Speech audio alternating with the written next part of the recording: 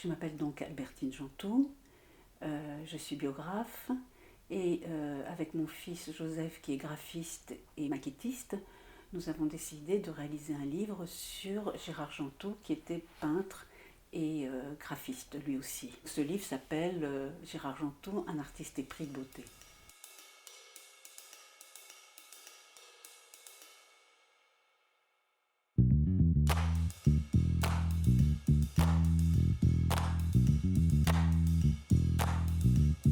Ce livre n'est pas un livre d'écriture, c'est surtout un livre d'iconographie avec beaucoup de reproductions. C'est un livre de 80 pages avec 70 pages de reproduction pour mettre en exergue l'œuvre de l'artiste, qui était extrêmement éclectique, qui pouvait dessiner des grands tableaux en noir et blanc de 80 sur 90 avec 60 crayons noirs différents.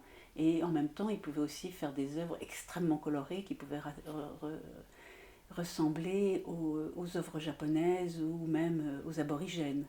Donc Gérard Jantou était quelqu'un qui ne se cantonnait pas à un seul style et qui se laissait toujours porter par son inspiration.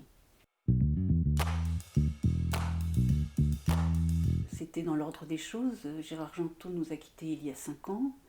Et d'un seul coup, après le temps du deuil, il nous est paru évident, extrêmement important de rendre hommage à cet artiste. Bon, bien sûr à l'homme que nous avions aimé, mais surtout à l'artiste dont nous aimons énormément l'œuvre. Voilà. Donc ensuite, on a fait des reproductions, on a demandé à des amis photographes de les reproduire, tout ça, etc. Il y avait à peu près 300 œuvres, donc ceci n'est pas une rétrospective exhaustive. On a vraiment fait des choix et on s'est laissé porter par le bon sens, par le début, donc des œuvres qui ont comme sujet des jeux d'échecs, ensuite des jeux de cartes très colorés, donc les jeux d'échecs sont en noir et blanc, les jeux de cartes sont en couleur. Et ensuite, il y a eu le rythme de son travail qui nous a dicté notre mise en page.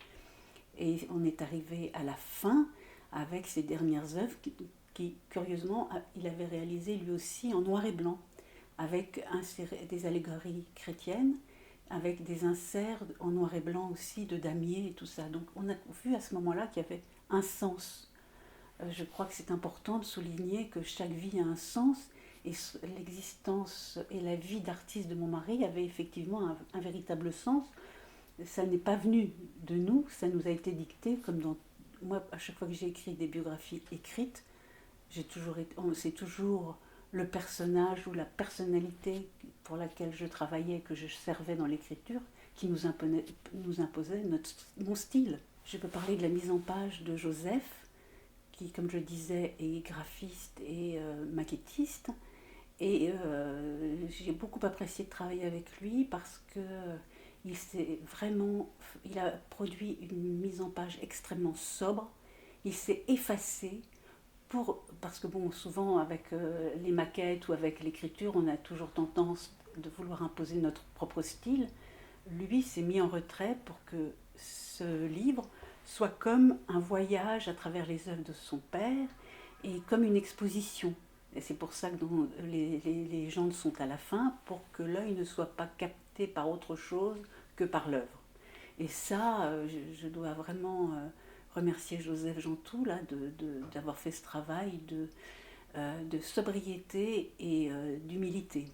Et puis je voudrais aussi citer Aurélie Jantou, ma fille, la sœur de Joseph, qui nous a aussi aidés à écrire un texte. Et tout ça a fait que c'était une œuvre familiale, presque tribale, pour rendre hommage à un homme formidable. Merci.